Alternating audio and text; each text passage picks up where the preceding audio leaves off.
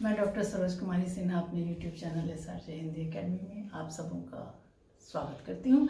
आज के इस वीडियो में मैं बताने जा रही हूँ कि पत्र लिखते समय पत्र लेखक पत्र पाने वाले को उसका संबोधन क्या होगा, उसका अभिनिवेदन क्या होगा और उसका समापन क्या होगा। इसके पहले जो वीडियो मैं पत्र से संबंधित आपको दे चुकी हूँ, वहाँ आपने जाना है कि पत्र किसे कहते हैं, पत्र क्या है, पत्र कितने तरह के होते हैं, पत्र के प्रकार क्या है, इन सारी बातों की जानकारी दी गई है कि पत्र लेखन में किन किन बातों को ध्यान में रखना जरूरी है पत्र लिखते समय।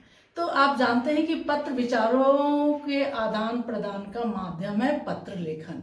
तो वहाँ हमें इस बात की जानकारी होनी चाहिए कि हम शुद्ध पत्र लिखें, क्योंकि परीक्षा में सवाल आते हैं कि 5 से 6 अंक के सवाल आएंगे। वहाँ अगर आप प्रारूप में आपकी अशुद्धि होती है तो आपके अंक कट जाते हैं, या बहुवैकल्पिक प्रश्न भी होते हैं जो पत्र से संबंधित होते हैं। तो यहाँ अगर आपने इसको देखा है इस तालिका के माध्यम से, तो इसे आप अपने साथ रखिए कॉपी कलम और वहाँ इसे लिख लीजिए, संभव हो तो स्क्रीनशॉट भी अवश्य लीजिएगा। तो यहाँ जो पत्र लेखन से संबंधित बातें दी गई है, अगर पत्र लिखना है तो हमें इन सारी बातों की जानकारी रखनी पड़ेगी। तो उसके लिए मैंने सहज तरीका अपनाया है कि एक तालिका मैंने बना दी है जो आपके लिए काफ़ी उपयोगी सिद्ध होगा। एक रिक्वेस्ट है कि लाइक और सब्सक्राइब अवश्य कीजिएगा, क्योंकि नया नोटिफिकेशन, नए वीडियो का नोटिफिकेशन आपको तुरंत मिल जाएगा। डिस्क्रिप्शन बॉक्स से लिंक लेकर आप अपनी पढ़ाई जारी कर सकते हैं। करंट अफेयर्स जो भी प्रतिमा आपको दिए जा रहे हैं वो आपके रिक्वेस्ट पर है, आपने उससे लाभ उठाया है, इसके लिए आपको कोटि कोटि धन्यवाद। लाइक, शेयर एंड सब्सक्राइब बनता तो है, ठीक है। तो चलिए, अगर पत्र लेखक, इसीलिए मैंने यहाँ दिया है कि कुछ प्रमुख पत्रों के संबोधन आदि के नमूनों की तालिका, एक सैंपल दिया गया है कि अगर पत्र लेखक है, पत्र प्राप्त करता है, संबोधन है, अभिनिवेदन है और स्वनिर्देश यानी समापन। अगर पुत्र अपने पिता को पत्र लिखता है तो वहां वह संबोधन क्या करेगा, पूज्य, जैसे इंग्लिश में रेस्पेक्टेड कहते हैं, हिंदी में पूज्य या आदरणीय, ठीक है। और उनका अभिनिवेदन क्या होगा, सादर प्रणाम या चरण स्पर्श, या अभिनिवेदन हो गया, अभिवादन। और अंत में समापन, आपका प्यारा पुत्र, आपका दुलारा पुत्र। तो ये आप इससे मिलते जुलते ही शब्दों का प्रयोग करेंगे, बड़ा ही आसान है। एक बार दिमाग में बैठ जाने पर बात ये बहुत ही आसानी से आप जान जाएंगे। दूसरा, अगर पिताजी पत्र लिख रहे हैं पुत्र को, तो वहां क्या लिखेंगे, प्रिय मोहन, दीर्घायु हो, अभिनिवेदन है या चिरंजीवी हो लिख सकते हैं। मैंने कहा ना कि आप इससे मिलते जुलते ही बातों को लिख सकते हैं, कोई जरूरी नहीं कि यह जो दिया गया वही लिखें, आप अन्य चीज हो, लेकिन विनम्रता का भाव होना चाहिए, जो पत्र का एक मेन मुख्य बात है। विनम्रता होनी चाहिए, चाहे वो ऑफिशियल हो या कार्यालय पत्र हो या घर में लिखने वाले किसी संबंधी को अगर आप पत्र लिख रहे हो तो। और अंत क्या होगा, तुम्हारा शुभाकांक्षी या तुम्हारा पिता, या इसका अंत हो गया।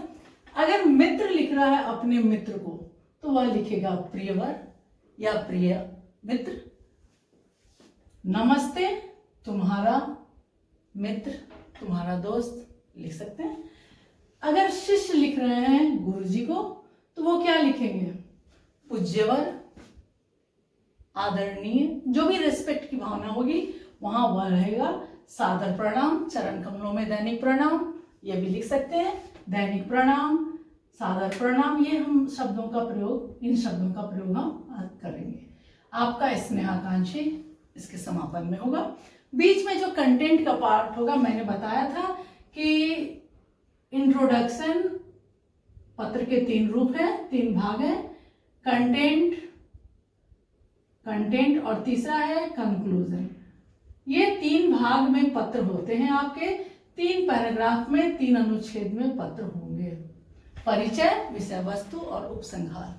लेकिन उसको लिखने के लिए इस तरह के प्रारूप से होकर गुजरना पड़ेगा। प्रारूप परीक्षा में अति महत्वपूर्ण होते हैं, अन्यथा आपके अंक काटे जाएंगे। तो प्रारूप के लिए यह वीडियो मैंने दिया। देखिए, अगर गुरु जी लिखते हैं शिष्य को तो आयुष्मान या चिरंजीवी, अभिनिवेदन, शुभाशीष या शुभाशीर्वाद, तुम्हारा शुभ। अगर पुत्र लिखता है माता जी को तो लिख सकता है बच्चा पूज्या, पूजनीय, आदरणीय भी लिख सकते हैं आप, आदरणीय। आदरणीय हो जाएगा पिताजी के लिए, माता जी के लिए आदरणीय। सादर प्रणाम या चरण स्पर्श, यानी चरण स्पर्श, आपका दुलारा, आपका प्यारा, ये आपके ऊपर डिपेंड करता है आप किस शब्द का प्रयोग आपको पसंद आ रहा है।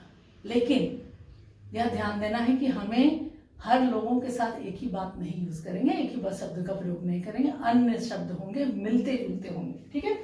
अगर छोटा भाई बड़ा भाई को पत्र लिख रहा है, आदरणीय भैया, पूज्य भैया भी लिख सकते हैं। सादर प्रणाम, चरण स्पर्श, आपका अनुज यानी छोटा भाई, अनुज को कहते हैं छोटा भाई। तो मेरे कहने का मतलब है अगर हम शब्दों का चयन सही ढंग से करेंगे तो मेरा पत्र लेखन भी देखने में सुंदर लगेगा, उसके सौंदर्य में बढ़ोतरी होगी और यह जो है आपको पूरे अंक लेकर आएगा, ठीक है। अगर छोटी बहन अपनी बड़ी बहन को लिख रही है तो बड़ी बहन को लिखेगी जो प्राप्त करता है बड़ी बहन, ये पत्र लेखक है। जो पत्र लेखक कौन है? छोटी बहन है। और पत्र पाने वाला कौन है? तो बड़ी बहन है। उसको संबोधन में क्या लिखेगी? पूजनीय या स्नेही दीदी।